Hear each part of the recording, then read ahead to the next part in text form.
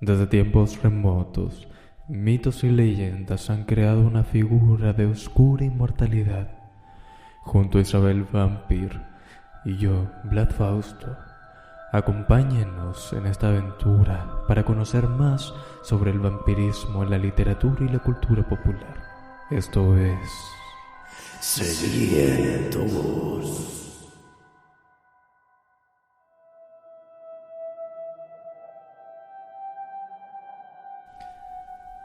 Muy buenas a todos, bienvenidos al primer episodio de Sedientos, un podcast sobre vampirismo y donde estaremos hablando en este episodio piloto sobre lo que viene a ser los primeros acercamientos al vampirismo de cada uno de nosotros. Pero antes yo también gustaría de que hubiese una suerte de introducción personal para que la gente que sea nueva, la gente que recién se va acercando a este asunto, la gente externa que por ejemplo venga de público de Isabel pero no me conozca a mí y viceversa, venga de mi público y no conozca a Isabel, nos empiece a conocer y tenga ya un poco de conciencia de quiénes somos y por qué todo esto. Así que, Isabel, por favor. Buenas tardes, Vlad. Bueno, ya lo dijiste, mi nombre es Isabel. En redes me encuentran como Isabel Vampir o Lady of Thrills. Va a depender de en qué red me busquen. Pero sí, todo lo que es vampiros a mí la verdad me gusta muchísimo, me atrae bastante. Tengo una sección, digamos, dedicada en mi cuenta de Instagram que denomino Viernes de Vampiros, en la que toco temas precisamente de estas criaturas. Cubro lo que son libros principalmente, porque bueno, los libros son lo que más me gustan, pero también a veces he hablado de series, películas y a veces, muy a veces quizá he mencionado algún que otro juego, pero bueno, ese no es mi área de expertise. Así que más o menos por ahí va la cosa. Conozco a estas criaturitas desde ya hace bastantes años. No sé qué tienen, no sé, todavía no entiendo cuál es su atractivo para mí, pero simplemente me encantan y así que por eso me emociona la idea de tener esta instancia en la cual poder hablar aún más, dar más detalle, más profundidad a lo que son estas criaturas con colmillos. Que precisamente es algo que se hace poco y que a pesar de que nosotros solemos hablar sobre el tema, estar con un tema mucho más específico o con una rama mucho más específica de lo que es el vampirismo va a ser más interesante para explorar ciertas ideas o ciertas cosas que a veces asumimos como obvias, pero que no lo son o que tienen simbolismos mucho más profundos. Claro, lo que pasa es que a veces consumimos estas historias de una manera quizá superficial y no entramos en detalle, no analizamos simbolismos, simplemente lo consumimos como algo que nos entretiene. Pero está bueno tener otras instancias como esta en la que podamos analizar y ir un poquito más a fondo de qué es lo que conecta a estas criaturas de la noche, qué tienen en común, en qué se diferencian, todo ese tipo de cosas. Uh-huh. Además de que también lo vamos a visualizar o tratar de visualizar desde una perspectiva mucho más crítica dentro de esto mismo, porque ambos trabajamos con texto. Entonces estamos muy involucrados a lo que es el significado de las palabras, el significado de los simbolismos tras estas mismas palabras, y va a enriquecer, a mi juicio, mucho más lo que es este texto. Por mi parte, mi nombre es Vlad Fausto, me pueden encontrar como Vlad Fausto A de Alvarado en todas las redes sociales, en todos lados estoy igual. Y como digo, también trabajo con texto, soy tanto escritor como ilustrador y músico. Y el asunto del vampirismo ha estado muy ligado a mi obra y a mi gusto personal desde muy muy pequeño. Y vamos a ahondar en ese punto con lo siguiente, que es: ¿cuál fue el primer acercamiento hacia el vampirismo que tuvimos? ¿Cómo llegamos a ellos? ¿Y por qué la fascinación ante estos mismos? Ya que yo recuerdo en alguna instancia que nosotros lo conversamos, pero fue mucho más asociado solamente a libros o como a literatura gótica en general, cuáles fueron los primeros libros góticos que empezamos a consumir. Y encontramos contrastes precisamente en asuntos de época. Yo me voy más hacia lo clásico, tú te vas más hacia lo contemporáneo, y ambos tratamos de ponernos al día como con el otro, ¿entiendes? Con la época contraria. Totalmente. Así que, por favor, comenta, ¿cuál fue el primer vampiro o la primera vez que tú escuchaste la palabra vampiro? ¿De qué te acuerdas? A ver, tenemos un vampiro que es muy pero muy popular. Todos, yo creo que lo conocen, les guste leer o no, creo que todos conocemos o hemos escuchado hablar del Conde Drácula, así que es muy probable que a una temprana edad haya escuchado hablar de este vampiro. También ayudado quizá por la imagen de, por ejemplo, en épocas como Halloween, que se ve mucho el disfraz que simula ser este conde. Así que yo creo que desde una edad temprana esa fue mi primera imagen o es lo primero que recuerdo de vampiros, pero muy por encima. Obviamente en mi infancia no leí Drácula, porque bueno, tampoco creo que es un libro adecuado para niños. Así que yo creo que lo primero que consumí como tal, ya digamos a una edad en la que estaba consciente de las cosas que elegía o lo que me gustaba, creo que fue Buffy, la cazadora de vampiros. De hecho es un dato curioso este.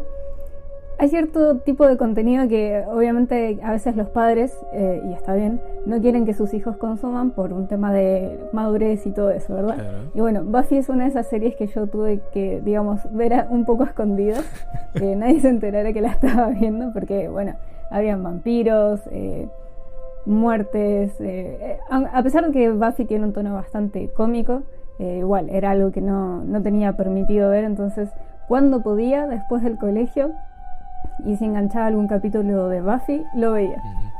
Así que yo creo que alrededor de los 12 años fue mi primer acercamiento con los vampiros. A los 12, mira, en contraposición a lo que acabas de comentar, yo sí me acerqué a Drácula a muy temprana edad, pero definitivamente no fue el primer vampiro del cual escuché, pero sí estaba muy asociado al primer vampiro que escuché, porque era mencionado dentro de su libro. La primera vez que yo supe de estas criaturas fue por medio de un libro que me hicieron leer en la escuela, cuando era muy pequeño, habré tenido unos 8 años, así, que se llama El pequeño vampiro. Es una novela alemana de Angela Sommer, y recuerdo que la historia en sí mismo, porque ya llevo desde esa época sin leerlo, a pesar de que lo tengo en mi estantería, el personaje principal tenía pósters, o así como de películas, y era como muy fanático de las cosas de terror, etcétera, y entre eso se mencionaba a Drácula. ¿Me entiendes? Entonces Comprendo, el nombre sí. ya estaba asociado, ya había una influencia ahí. Pero claro, el primer vampiro fue este pequeño vampiro con su hermana que no tenía dientes, que vivía en el cementerio así como en el fondo de una cripta. Y yo me obsesioné porque igual estaba esa visión como de yo, niño muy pequeño que me gustan las cosas de terror. Este personaje me representa Claro. en todos los factores. Ujú. Y él se ve con un vampiro y habían muchos elementos que en el futuro iba a descubrir que eran influencias directas de Drácula. Claro. ¿Me entiendes? Ya después, por voluntad propia y pasando a otros puntos, fue que decidí meterme más en el tema y quería leer Drácula a toda costa. Fue como una obsesión en ese Claro, instante. el libro del que mencionaste, el del pequeño vampiro, lo he escuchado mencionar, pero ahora de adulta. De chiquita, la verdad que no estaba en mi radar y qué lamentable, porque quizá me hubiese gustado, quizá no, porque bueno, mis gustos, mis tendencias más oscuras, digamos, se desarrollaron en mí ya de adulta, pero la verdad que es un libro que me hubiese gustado leer en mi infancia, o pienso que me hubiese gustado, y igual ahora de adulta yo creo que lo leería de curiosa. Léelo, porque de verdad, como te digo, encuentras muchos guiños a como lo que es la literatura de vampiros o el concepto de lo que hacen los vampiros, pero de una manera mucho más infantil o mucho más simplificada. A mí me resulta entretenido y me enteré de que es una saga de libros. O sea, está el pequeño vampiro así como visita al doctor, el pequeño vampiro conoce a Drácula, el pequeño vampiro tal cosa. Es casi un papelucho, pero de vampiros. Entonces era una maravilla. Ok, tengo que chequearlo entonces, sí o sí. Guiado a eso, ¿cuál fue tu primer libro de vampiros? ¿Tu primera historia de vampiros, la primera que te acuerdas? O más o menos la primera que tú escogiste por voluntad y que buscaste. Acá es cuando dejo ver a la millennial en mí, en la influencia popular del momento, porque Estoy mirando mis libros en este momento, los que me iniciaron en el mundo literario.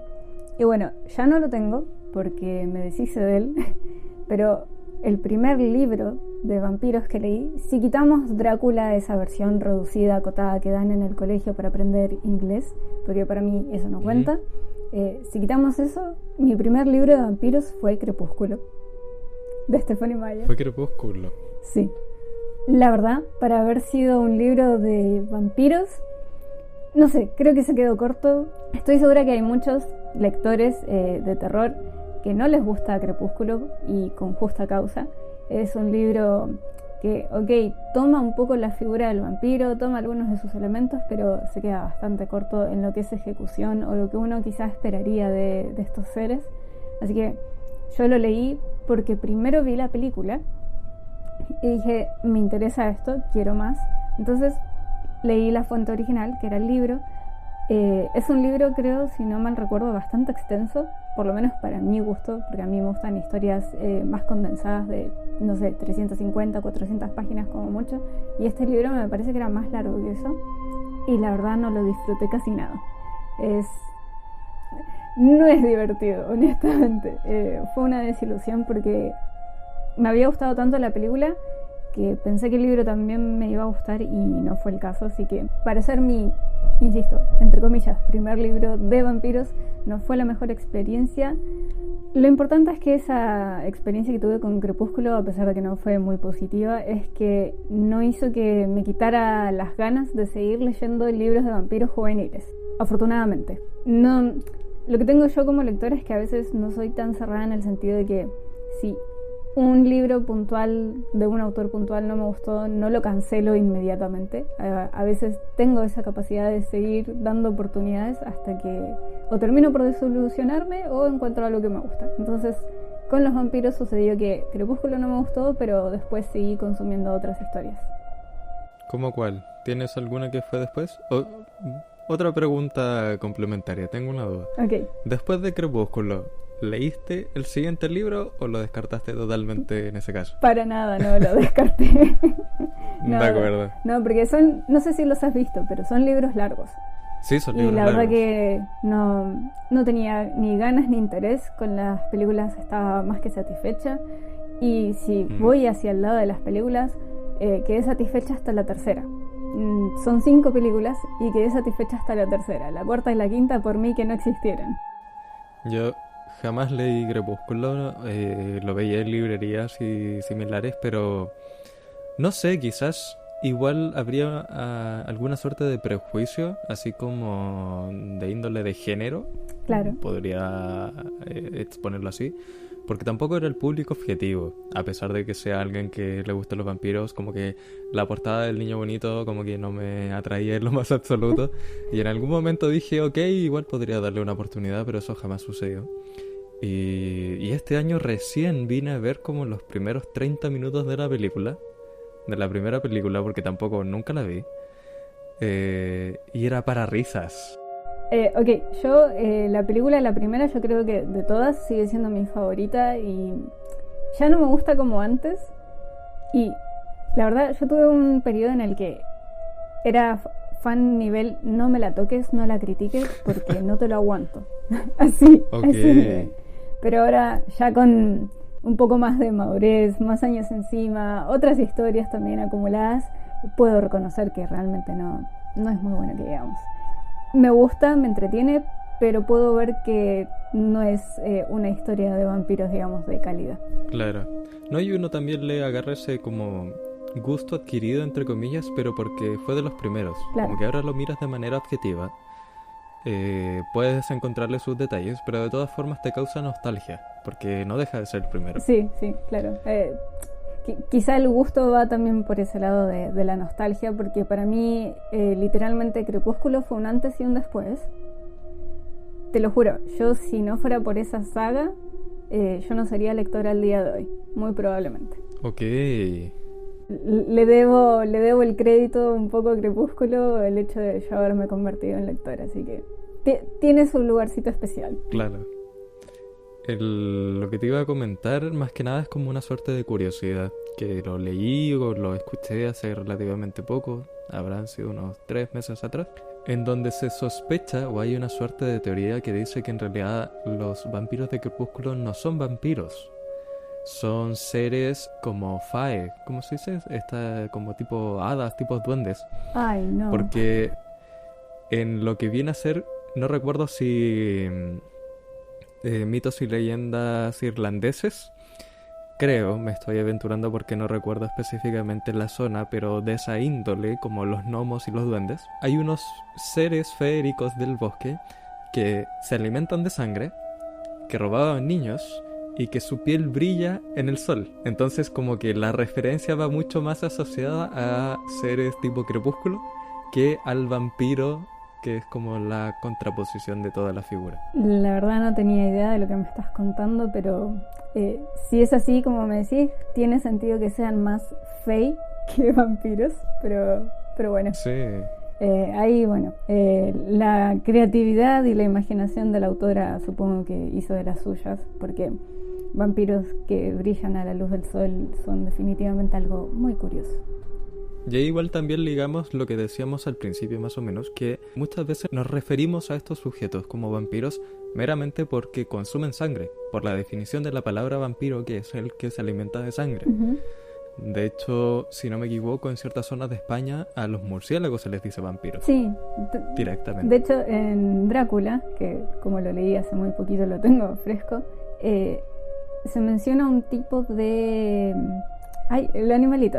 Se menciona un tipo de murciélago que es murciélago vampiro. Así que sí. Claro. Es bastante curioso. Y ligado a ese comentario, más que nada como para decir este asunto de uno de los primeros textos también a los cuales yo me acerqué y que al principio no lo consideraba vampiro, fue El almohadón de plumas de Horacio Quiroga. Y me atrevo a decir que quizás incluso lo leí antes que El pequeño vampiro, porque antes de yo obsesionarme con todo el mundo del gótico, del terror, etc., leí cuentos. Leí a Edgar Allan Poe, a Julio Cortázar y a Horacio Quiroga precisamente, y ya después El pequeño vampiro, Drácula y etc. Entonces, claro, ahora viéndolo en retrospectiva y respetando ese asunto de que es un consumo de sangre y más encima cómo Horacio lo describe en su cuento, yo sí me atrevo a decir que el almohadón de plumas viene a ser un cuento de vampiro. No sos el único, porque de hecho en la antología de Alma Clásicos, que se llama Relatos de Vampiros, está incluido el almohadón de plumas. Yo honestamente, lo leí en mi adolescencia, o sea, hace ya varios años, no vamos a decir cuántos, pero claro, sí, recuerdo bastante bien la historia y de lo que trata, y yo en ese momento, por nada en el mundo, le vi una similitud al vampirismo, para nada. Yo vi lo que hay en el almohadón, lo vi muy mal, no, lo encuentro muy desagradable y no podría asociarlo a los vampiros. Si bien entiendo por qué se puede hacer una comparación o considerar como tal, para mí yo no lo consideraría. Es que sí es tratar de hacerlo encajar, pero va más que nada por la ambientación, porque yo igual encuentro que en el almohadón de plumas tú tienes influencias de lo que es el retrato oval, como la descripción del desfallecimiento, el desvanecimiento de esta mujer poco a poco, la preocupación de los demás, su deterioro físico, su pérdida de sangre, que hay gotas de sangre en el almohadón, que ella va perdiendo color. Entonces esas descripciones como que son muy propias de cuando el vampiro se está alimentando. Sí, te doy el punto. Como sí. en ese lapsus, ¿me entiendes? Sí. Entonces, claro, lo puedo asociar, pero si me voy al primero, yo diría que fue El pequeño vampiro y ya después leer Drácula, que hablaremos más adelante y próximamente de Drácula de manera más puntual, así que me reservaré ciertos comentarios. Sí, porque hay mucho que decir de ese libro. Pero sí decir, me dejó muy decepcionado en ese instante. A mí también. Yo qué edad tenía cuando leí Drácula por primera vez, fue como a los 12 años. Okay. Y le tenía muchas ganas, muchas ganas. No te puedo describir las ganas que le tenía porque consideraba que era así como la novela de vampiros, ya que también por edad y por no tener tanto como acceso al internet como ahora, no tenía más información de que existían más obras de vampiros, Claro, que existían más influencias. Para mí era como Drácula es él y la novela del vampiro. claro, es como en aquellos tiempos no habían más opciones casi, y lo único con lo que te tenías que quedar si querías consumir vampiros básicamente era Drácula. Era Drácula, precisamente. Ujú. Entonces fue muy decepcionante cuando llegué al último y no me gustaba. Con eso que mencionaste, vuelvo a reforzar el hecho de que puede que nos guste o no Crepúsculo, pero tiene su mérito porque trajo de vuelta y acercó a un público juvenil a los vampiros. Definitivamente. Yo le tomé el gustito a los vampiros. Bueno, ya había consumido antes, pero les retomé el gustito con Crepúsculo, ya bien terminando mi adolescencia más o menos. Y de no haber sido por eso, quizás yo no me hubiese inmerso en este mundo que ahora tanto me gusta y tanto me apasiona. Como te digo, lo leí, no me gustó, pero las películas sí, entonces yo quise ir averiguando más o consumiendo más. Y de no haber sido por Crepúsculo, quizá todo eso para mí hubiese quedado limitado, no hubiese existido. Pero literal, me abrió las puertas a este género, a estas criaturas, y le estoy agradecida. Y creo que no soy la única, yo estoy segurísima de que a varios lectores probablemente les pasó lo mismo, que quizá leyeron Crepúsculo o vieron las películas, no les gustó, no les satisfizo, pero no quiere decir que no hayan querido buscar y consumir más acerca del tema. Es que, como tú bien dices, populariza nuevamente la figura. Porque sabemos que antiguamente hubo un boom enorme sobre el vampirismo, ¿de acuerdo? Estaba en el boca en boca. Pero eso se corta y ya con las nuevas influencias o las nuevas tendencias de consumo, Crepúsculo pone el foco nuevamente en el vampiro. Y los autores y la gente que hace películas y todo también pone el foco en hacer más contenido sobre vampiros y más contenido oscuro y etcétera. Exacto, sí. Entonces, claro, sí, porque, entiendo por dónde va. A ver, en Estados Unidos, si no me equivoco, Crepúsculo se publicó en el año 2006. A partir de ahí empezaron a salir más libros, más sagas juveniles, emulando lo que había sido Crepúsculo. Hay series o libros que se adaptaron después porque se agarraron del vuelo que tomó este asunto. Y en mi caso personal, yo arranqué con esto. Yo arranqué con Crepúsculo. Y si bien consumí otras novelas juveniles de vampiros, ahora que ya estoy en otra etapa de mi vida, dije, ok, pero tengo que remontarme o tengo que visitar los clásicos para saber de dónde viene todo esto que estoy consumiendo. Insisto, es una puerta, te abre a un mundillo que, bueno, después uno, medio como Alicia, ¿no? Seguí al conejo, me metí a la madriguera y de ahí no salí. Sí, a mí también, como decíamos al inicio, a mí me pasó al revés. Yo voy saliendo del País de las Maravillas para ver cómo es el mundo real en la actualidad. Porque claro, yo me enganché de lo más clásico. De hecho, me gustaría en un futuro que habláramos en otro episodio sobre la diferencia como del gusto o de las referencias asociadas al vampiro individuo intelectual y el vampiro monstruo, porque también tenemos ese contraste. Nosotros hemos hablado al respecto y tú eres más del victoriano intelectual y a mí me gustan las bestias vampíricas. Sí, lo que pasa es que yo soy de las personas que romantiza mucho a los vampiros. Como arranqué, me voy a remontar siempre, como arranqué con Crepúsculo, para mí no, en mi cabeza yo no tengo la idea o la concepción quizá del vampiro monstruo, malo, villano. Lo tengo más como una figura melancólica, romántica, atractiva. Entonces es muy distinto con las expectativas o cómo veo yo a estas criaturas, cambia bastante. Sí. Y me parece muy curioso porque a mí igual me gusta el más victoriano. el que se asocia más al romanticismo, porque le da mucha más profundidad. O sea, todos los elementos asociados a la literatura gótica y la literatura del romanticismo va mucho más a los individuos y al sentimiento personal, y por eso el vampiro es mucho más melancólico y existencialista. Eso me parece genial. Pero también me gusta el contraste en cuando esta persona pierde su humanidad, que también es un duelo en lo que va al existencialismo del vampiro en sí mismo. Ujú.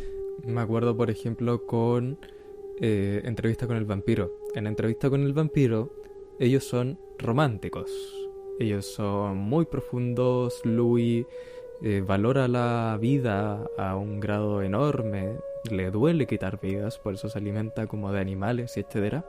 Pero algo que no aparece en la película y sí aparece en el libro es que no sé si tiene que ver con la edad, con el nivel de cuánto lo soporta el cuerpo, porque ya no recuerdo, leí ese libro hace como 2 años.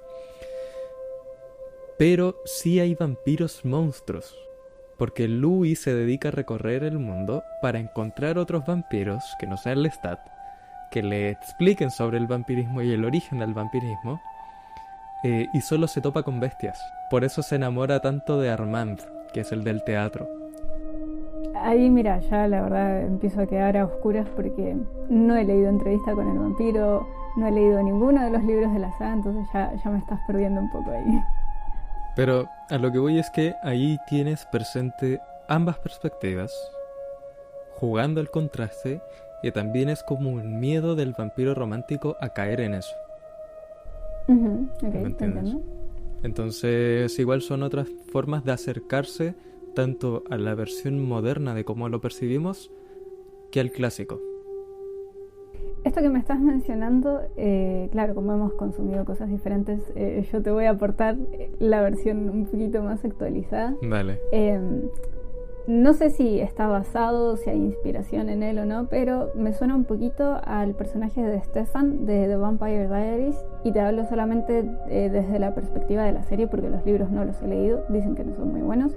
Y bueno, en The Vampire Diaries, Stefan también, él no se alimenta de humanos, él se alimenta de la sangre de animales porque no quiere hacerle daño a nadie, tampoco no quiere matar a nadie, y él lucha obviamente con este instinto lógicamente que tiene de vampiro de sangre humana. Se considera un poco así como medio que vegetariano, digamos. Y obviamente llega a un punto en la serie que tiene esta lucha interna muy pero muy muy fuerte.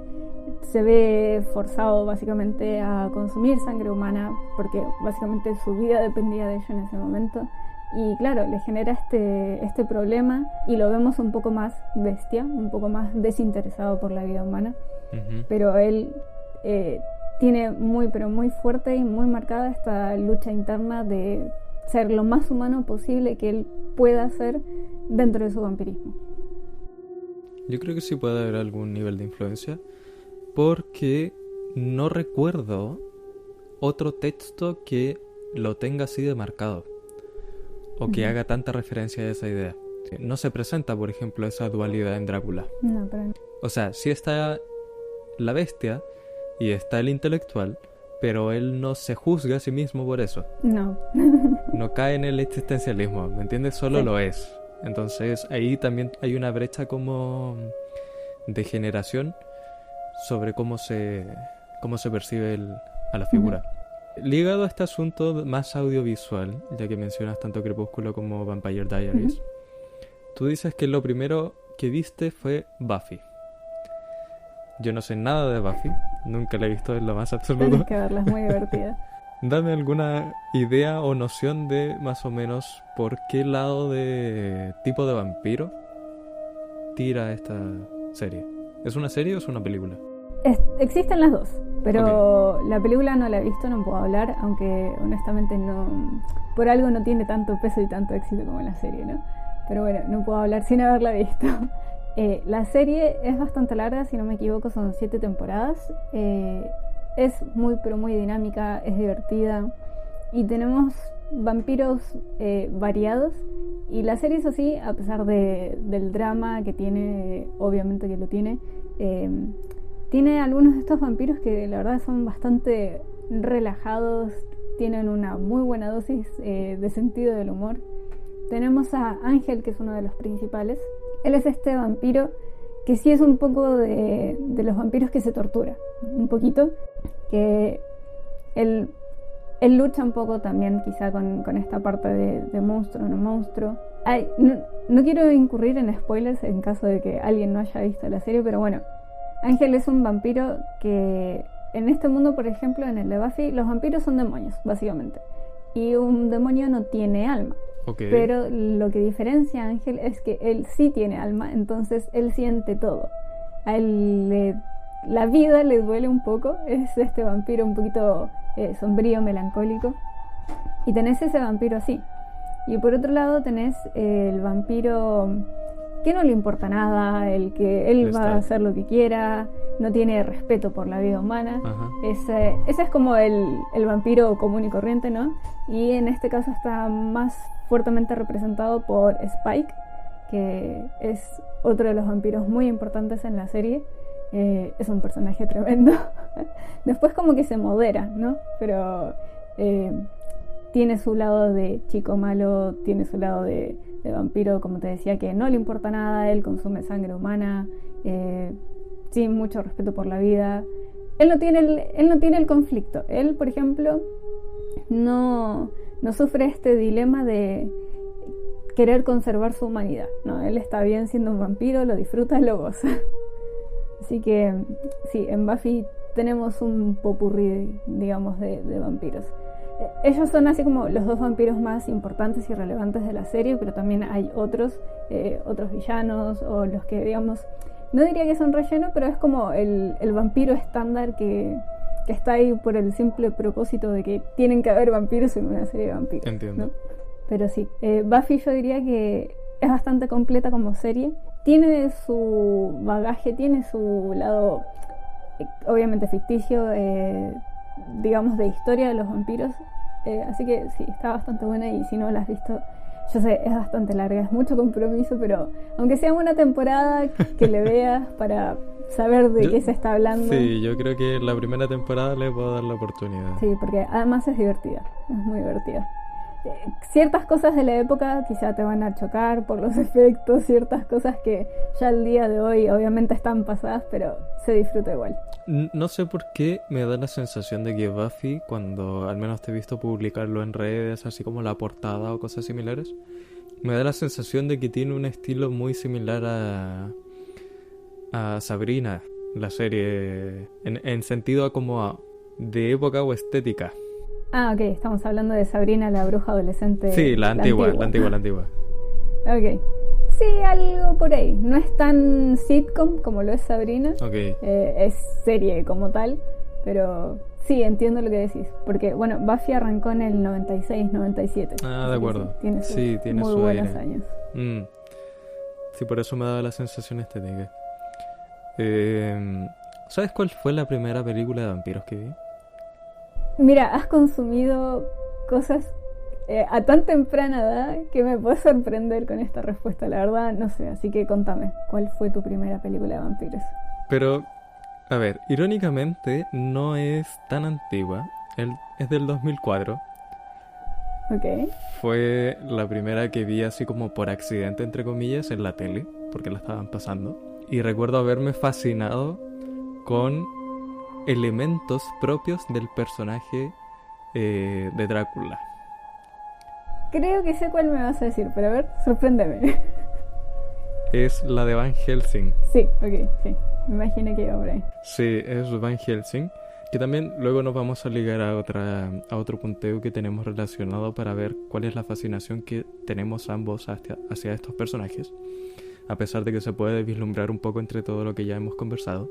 Pero sí, la primera que yo vi fue Van Helsing, el cazador de monstruos. Y me quedó muy marcado el Drácula porque me encantaba su esencia. Sí, como sus diálogos, sí, su manera de expresarse. Igual su monstruosidad, como que la escena de cuando le atraviesa la espada. La verdad, esa película, yo hace muy poco, de hecho, hace unos días estaba hablando con una persona respecto a Van Helsing, a este Van Helsing, la película del 2004-2005. No es, a ver, ¿cómo lo digo? Yo sé, para los que son cinéfilos y amantes del, entre comillas, buen cine, estoy clarísima que no es una buena película, pero es muy entretenida, es muy dinámica, Sí. con acción, romance, sus toques de comedia. Para mí es una película que entretiene, atrapa, por lo menos a mí me entretuvo en su momento. Yo esa película, si no mal recuerdo, la fui a ver al cine y me gustó. Me acuerdo. Y claro, en ese momento quizá no estaba tan a full con los vampiros como estoy ahora, y bueno, no sé hace cuánto, habrá sido hace unos meses, la volví a ver. Y fue precisamente en Drácula en quien, no sé si más me fijé, pero me pareció una muy buena representación del personaje. Y quizá, claro, no es como el del libro, hay ciertas libertades artísticas ahí, pero me parece excelente cómo está representado en todo sentido. El actor creo que hizo muy buen trabajo dándole vida al personaje y no sé, la verdad me encantó, así que me parece curioso que lo menciones porque sí, es un muy buen Drácula, de hecho. Definitivamente, porque además, a ver, esa película tiene tiene un juego de que mezcla muchas criaturas. Sí, Porque aparece sí. como Frankenstein, aparece Dr. Jekyll y Mr. Hyde. Que igual son personajes que tú vas a conocer después cuando ya empiezas a consumir como más literatura asociada a la gótica. Sí. Pero la representación en sí, entre las transiciones del vampiro, de cuando están las novias de Drácula, que también es algo que sacan del libro. Sí. Entonces es muy completo, a pesar de que uno sí le pueda encontrar muchos peros, tanto al guión como a ciertos personajes. Totalmente, y de hecho el tema de la aparición de hombres lobos, cómo la vincularon y ligaron en esta película, ahora que leí Drácula hace muy poquito, creo que tiene bastante sentido. Y precisamente ese asunto de los hombres lobo también es algo que me gustaría ahondar en futuros episodios, porque yo sé una supuesta historia de origen en contraste de por qué los hombres lobo y los vampiros se tienen tanto odio, de muchas ideas del bien y del mal, del sol y la luna, de Dios y Satanás, como que hay una cantidad de bagaje asociado que podríamos hablar mucho. Sí, es como que siempre están enfrentados o enemistados, tanto vampiros como hombres lobos, y es curioso que muchas veces se los ve juntos, pero bueno, en bandos opuestos. Y sin spoilear nada, me sorprendió mucho, pero mucho ver cómo aparecen y cómo se usan, digamos, en Drácula. Es que Fue muy ese es curioso. el asunto, porque yo tenía entendido antes, así como para darle una pincelada al tema, que eran lo mismo. Durante una época Mira eran vos. ambos el mismo personaje, y después resulta que los ponen como enemigos, pero a muerte, y que son dos individuos, uno es un licántropo y el otro es un vampiro. Entonces son criaturas diferentes, son perspectivas diferentes, pero yo antes en la literatura y en cosas como que veía, el vampiro se transformaba en lobo. Wow, El vampiro era un licántropo en sí mismo, ¿me entiendes? estoy en shock. Sí, y ahí ya podemos empezar a ver como temas de diferencia entre lo que es un licántropo y lo que es un Lycan, pero eso ya es como más asociado a Dungeons and Dragons y otras ramas de la fantasía. Mencionaste eso y esos términos son muy, para mí, de lo que yo conozco, de esta saga de películas Underworld, que es de vampiros y hombres lobos. Es que Underworld tiene el detalle de que fue inspirado por Vampiro la Mascarada, que es un juego de rol que también tiene influencias con Dungeons and Dragons y etcétera. Porque la división de razas y tipos de vampiros viene de Vampiro la Mascarada.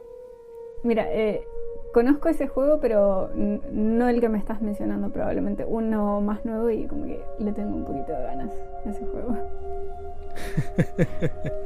Pero claro, no, yo te menciono el que es juego de rol, que es juego de mesa y tú te creas tu personaje y etcétera. Ah, ok, no, entonces claro, sí, definitivamente estamos hablando de juegos Sí. distintos, porque el que yo te digo es de estos que está disponible para consolas, Steam y todo eso.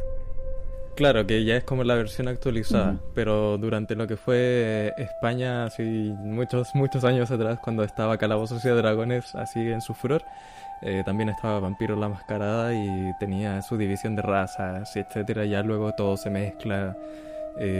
No recuerdo en cuál de los Calabozos y Dragones hay un... La trama principal es asociada precisamente a asuntos de demonios y vampiros. Okay. Entre el villano principal, ¿me entiendes? Ella tendría que buscarlo y adjuntarlo en algún sitio. Ok, yo tengo una duda en sí misma, que muchas veces uno también se puede ver interesado en ciertos temas, o ve una película, lee un libro X, pero no quedas enganchado y lo abandonas totalmente.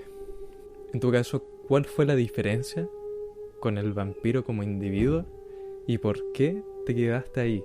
Como por qué ese interés permaneció. A ver, yo creo, esto es algo que he estado pensando últimamente porque claro, o sea, quiero yo misma entender a qué se debe esta fascinación. Creo que, no estoy segura, pero puede que tenga que ver con la fragilidad de la vida y el hecho de que el vampiro es generalmente, como se lo ve representado, es un ser inmortal. A los vampiros se los puede herir, se los puede lastimar, pueden, entre comillas, morir, pero vuelven a la vida. Un poquito a los zombies quizá, pero tienen esta cualidad de inmortalidad. Yo creo que todos como personas, como seres humanos, hemos tenido estos cuestionamientos de la vida, de la muerte, de que nuestra vida es muy frágil, es muy delicada. Y creo que parte del atractivo para mí de los vampiros es que viven, como te decía, se los puede herir, se los puede lastimar, pero se regeneran y pueden seguir viviendo. Entonces yo creo que algo por ahí tiene que ver el hecho de... Yo no es que le tenga miedo como tal a la muerte, porque sé que indefectiblemente en algún momento de mi vida va a pasar, lo quiera o no, lo esté esperando o no, pero pienso en mi cabeza fantasiosa que de ser vampiro esa preocupación casi no existiría. Podría vivir y disfrutar y hacer más cosas con menor preocupación, disfrutar más en general. Creo que va un poco por ahí, por el hecho de que yo los veo como criaturas que tienen mucho más tiempo para disfrutar de la vida como tal, o sea, de las cosas que a uno le gustan en la vida, no más tiempo para trabajar precisamente, por dar un ejemplo, sino que para gozar lo bueno que hay en la vida, claro, ellos lo tienen a su disposición. ¿De qué viene con ciertos costos? De que, por ejemplo, ves fallecer a tus seres queridos, en caso de que no los conviertas. El punto de la alimentación, claro, es controversial dependiendo de qué se decida, si sangre humana, sangre animal, fresca, no fresca. Hay un tema obviamente ahí, ético y moral, pero creo que ese es el motivo por el cual me atraen, porque precisamente son inmortales y tienen todo el tiempo del mundo para disfrutar de las cosas buenas que hay en la vida. Y además probablemente lo que me gusta es el aspecto, las habilidades físicas que suelen tener. De acuerdo. Son rápidos, ven bien en la oscuridad, tienen fuerza. Todo eso me parece fabuloso porque, por ejemplo, como alguien que no goza de un estado físico naturalmente muy bueno, yo por ejemplo uso lentes, sí o sí necesito lentes. El tema de la visión, por ejemplo de noche, yo si ando sin lentes de noche en la calle, veo muy poco. Y los vampiros, por ejemplo, no tienen ese dilema, ellos ven siempre bien. Entonces, todas sus cualidades positivas que yo considero envidiables, probablemente todo eso sea lo que me atrae muchísimo de ellos. Claro.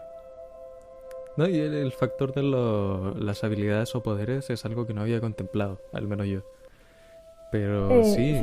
Yo creo que muchas personas, cuando les preguntan qué habilidad o superpoder te gustaría, hay gente que menciona volar, otros que dicen atravesar paredes, como Shadowcat, creo, o Kitty de X-Men, por ejemplo, que atravesaba paredes, suelos y todo eso. Son esas como las respuestas, quizá, ¿no? Bueno, a mí me gustaría habilidades vampíricas. Definitivamente, sí. Mi respuesta va en realidad bastante asociada a lo que tú has comentado, porque yo sí soy un individuo temeroso de la muerte. en sí mismo, como que hay otra perspectiva, hay como ideas de la eternidad que si bien me resultan muy interesantes y que podría adoptarlas, también me resultan muy trágicas. Entonces, dentro de también el factor de decir, por ejemplo, yo soy alguien que se acostumbró desde muy temprana edad a consumir tanto literatura gótica como filosofía. Eran temas que yo tenía muy conectados y que me gusta ahondar en ambos. Y el individuo vampírico del gótico era muy filosófico. Claro.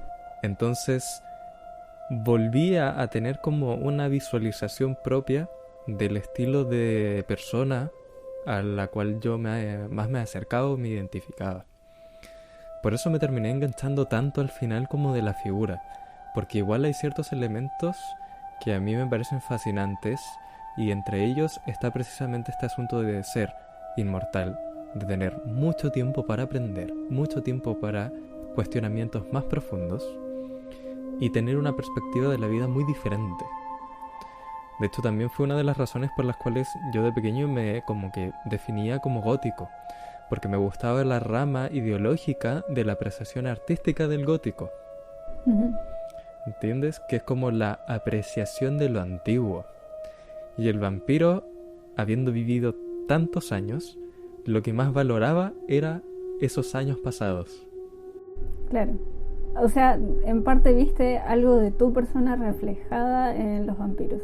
En la figura, claro. Que era algo que yo no encontraba como en los monstruos directamente, a pesar de que Frankenstein también me parece maravilloso como un personaje. Pero ahí es otra filosofía u otra perspectiva sobre el estar vivo. Ujú, sí. Ok, ya como para ir cerrando ante esta idea y juntándonos con lo que vendría a ser la conclusión, en donde yo quiero que demos alguna recomendación, algún acercamiento hacia lo último que hemos consumido asociado a los vampiros, quiero que me digas cuáles consideras tú que serían tus 3 obras principales de este género. Pueden ser películas, pueden ser libros, pueden ser cuentos, pueden... lo que tú quieras. 3 obras. Ahí ya me estás poniendo un poco en aprietos porque venía con la idea de solamente recomendar. No, pero... Pero, a ver, voy a... Una cosa diferente es recomendar algo que te guste mucho y otra que tú consideras que fueron las esenciales para que tú quedases con esta figura para la eternidad. A ver, una de las cosas que consumí que probablemente ayudaron a solidificar mi gusto por los vampiros seguramente fue The Vampire Diaries. Ok. Esa es una serie que me gustó muchísimo, la disfruté bastante. Y si bien después como que se va un poquito por las ramas, las cosas no terminan del todo bien, hasta el día de hoy yo te puedo decir, sí, The Vampire Diaries me gusta y me gustan sus vampiros. Así que esa sería una. Obviamente, ya lo mencioné, es crucial para mí en mi vida actual incluso. Haber visto Crepúsculo fue muy pero muy importante. Como te dije antes, marcó literalmente un antes y un después en mí como persona. Uh-huh. Así que bueno, es digna de mencionar. Y mira, no lo mencioné antes, pero podría llegar a ser podría llegar a ser la serie spin-off de Buffy, que es Ángel. Ajá. Como te mencioné antes, Ángel es uno de los personajes vampiros importantes de la serie. Más que ver Buffy, de hecho, cuando arranqué con los vampiros, siento que vi más Ángel quizá, que es una serie un poquito que pareciera entre misterio paranormal, fantasía urbana. Uh-huh. Eso me gustó mucho. Y también creo que marcó bastante mi gusto por las historias de vampiros hechas de esa forma. Uh-huh. Digamos, por eso te mencioné los géneros, porque es como me gusta un poquito que se lleve a cabo no solamente el vampiro gótico victoriano romántico, sino también el aspecto de ver al vampiro en un ambiente más actual, más urbano, digamos. Eso también fue no sé si un antes y un después, pero también marcó mucho mis gustos. Eso sí, definitivamente tiene un atractivo diferente verlo en la época contemporánea. De hecho, yo creo que también Cambia por eso bastante. tuvo tanta repercusión en... ¿Cómo se llama esta? Cazador de sombras. Que tiene muchos monstruos y como personajes oscuros típicos, pero actualmente. así en las calles de Nueva York, no sé, ¿entiendes? Claro, sí, o sea, esa saga precisamente me gusta, no soy fan, pero sí, claro, me gusta mucho el concepto y ese es un muy, pero muy buen ejemplo de lo que es la fantasía urbana, de que tenés el mundo tal cual como lo conoces, pero resulta que hay, si mirás bien en los recovecos, están estos seres conviviendo básicamente con uno ahí, no a plena vista, pero están. Hay Claro. todo un mundillo que si te insertás en él, lo puedes conocer y están todos Que estos seres. igual es la idea que muchas obras clásicas del vampiro tratan de inculcar o como de darte la referencia. Es como esto son personajes y personas reales, entre comillas, o personas comunes que se enfrentan a este individuo que rompe todo lo común, todo lo normativo. Claro, claro, sí. Así que sí, es muy curioso. Mis tres esenciales podría decir que son Drácula, a pesar de que no le tenga particular afecto a su final. Drácula, también... Irónicamente, más la película que el libro de Entrevista con el vampiro. Me gusta mucho la representación y la imagen que dan. El libro me gustó bastante, pero también había algo en la narrativa y la manera de presentar los personajes de la autora que no trataba de engancharme del todo, pero lo continué y lo terminé porque ahondaba en temas que me interesaban. Entonces, Entrevista con el vampiro, la película, Drácula, el libro, novela, y otro que diría que también terminó como de sedimentar lo que viene a ser como la figura y el tipo de personaje que me gusta, es Drácula Untold. Ah, sí. Me gusta mucho la representación que hay de Drácula en ese Drácula directamente, la representación del vampiro, y este asunto de su habilidad de como deshacerse en murciélagos. Tengo que verlo. Entonces hay muchos conceptos que me gustan bastante en esa película y que yo, claro, pondría como un esencial entre comillas para también como para introducirse en todo este asunto del vampirismo. Porque ya podemos después hablar de muchos otros que para mí son indispensables, como el vampiro de Polidori, por ejemplo. Okay. Pero ahí ya profundizamos en lo que viene a ser como el origen del mito, de la leyenda y de cómo se introdujo en la literatura, más específicamente hablando. Entonces, ya para concluir, en este podcast vamos a tener una sección final que va a ser recomendaciones, tanto de, puede ser lo último que hayas consumido, lo que estés consumiendo ahora o lo que quieras consumir asociado a los vampiros, al género y todo lo que aquí conversamos. Por favor. A riesgo de sonar repetitiva, porque bueno, es un libro del que he hablado en mis otras redes, creo que merece mucho, pero mucho más reconocimiento esta obra, entonces tengo que mencionarlo porque estoy segura que hay gente que o todavía no lo conoce o no lo ha leído, y si les gustan los vampiros tienen que darle la oportunidad a Vampir de Carolina Andújar. Vampir es una novela, si bien es la primera en una saga que se llama Carmina Nocturna, podrían leerlo como autoconclusivo y creo que quedarían igual bien satisfechos. Es una novela de terror gótico juvenil, pero no es un juvenil, digamos, como Crepúsculo, no, para nada. Tiene otro tono, tiene otra dinámica y realmente tiene bastante esencia, digamos, del terror gótico clásico. Cómo está estructurado, cómo está escrito, el lenguaje que usa la autora, la verdad que evoca a una novela clásica. Es un viaje tremendo en todo sentido, porque bueno, la historia empieza en un país y después vas viajando con la protagonista. A mí me pareció espectacular en todo sentido. Hubieron pequeños detalles que quizá a mí no me gustaron del todo, pero eso no quiere decir que no sea un buen libro, no le quita mérito ni nada por el estilo. Es una lectura, verdad, a mí me resultó fascinante, estoy un poco obsesionada con ella, y eso que la leí hace ya casi un mes aprox que terminé de leerlo y ahí sigue rondando en mi cabeza, y de verdad que lo recomiendo. Si les gustan los vampiros tienen que darle la oportunidad sí o sí. Yo le daré la oportunidad, me aventuraré con ese libro tarde o temprano. Maravilloso. Porque también recuerdo que cuando era pequeño, en algún instante me hice del libro digital, pero nunca lo leí simplemente. Como que lo conocía de nombre, lo tenía presente, pero no lo sé, no lo leí simplemente. ¿Y vos qué tendrías para recomendar? ¿Qué tendría yo para recomendar? Una de las últimas películas que vi de vampiros, nueva, entre comillas, nueva para mí porque no la conocía, y que me gustó mucho su perspectiva precisamente de este asunto del concepto del vampiro y de como ciertos elementos que quizás yo no había considerado para representar a la figura, porque también buscaba referencias para lo que viene a ser mi propia obra y lo que yo quiero crear como con el vampiro, que es Only Lovers Left Alive, o Solo los amantes sobreviven, porque te presentan el cotidiano de dos vampiros, de una pareja de vampiros. Hay un tercero que resulta ser Christopher Marlowe, que es un escritor muy antiguo, que hay guiños a la idea de que él era realmente Shakespeare, por ejemplo, o le daba obras a Shakespeare. También tienes detalles, por ejemplo, que Tom Hiddleston, que es el protagonista de esta película, representa a un vampiro que te dan a entender que él era Paganini, Niccolò Paganini, el violinista del diablo. Ok.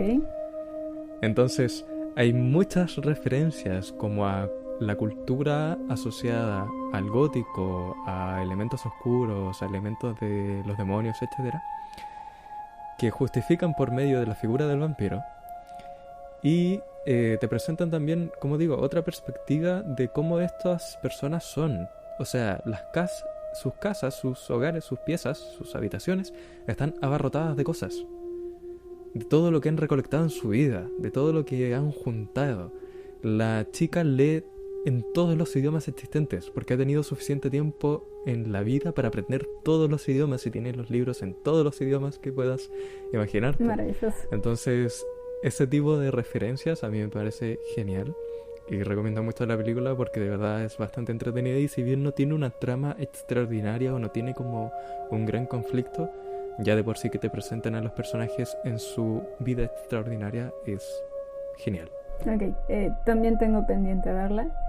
Hablando en alguna ocasión anterior, me la había mencionado y sí, bueno, aún está pendiente, pero la voy a ver porque, bueno, todo lo que sea vampiros he de consumirlo, y porque Tom Hiddleston como vampiro, la verdad que suena bastante interesante.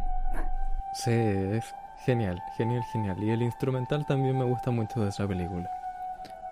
De esta manera damos concluido este primer episodio, esta primera introducción a lo que va a ser el podcast Sedientos. Yo quisiera desde ya adelantar un poquito de lo que va a ser el siguiente episodio, porque como no puede faltar, y para empezar ya con materia, vamos a hablar de Drácula. Ahora, una pequeña advertencia. Van a haber spoilers. Vamos a tratar de que toda la primera parte sea como una introducción a la historia, a la biografía, quizás de Stoker, etc. Pero vamos a desmenuzar la obra porque Isabel la terminó apenas hoy. La tiene muy fresca y hay muchas cosas que comentar, así que les invito a estar pendientes para cuando salga el segundo episodio, y espero les haya gustado este. Muchas gracias por escuchar. Muchas gracias, Isabel, por aceptar el proyecto, por dedicarle el tiempo en sí mismo y esta conversación que siempre es muy amena. Y no sé qué quieres decir tú, además.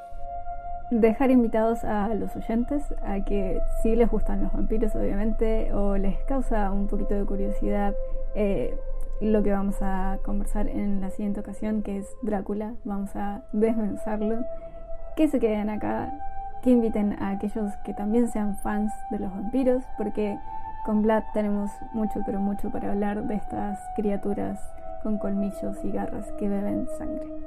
Muchísimas gracias a vos, Vlad, por el proyecto, por la instancia, y sí, por supuesto, estas conversaciones son muy amenas y espero que podamos tener muchas más en el futuro y compartirlas obviamente con los oyentes que disfrutan escuchar acerca de cosas o de criaturas oscuras.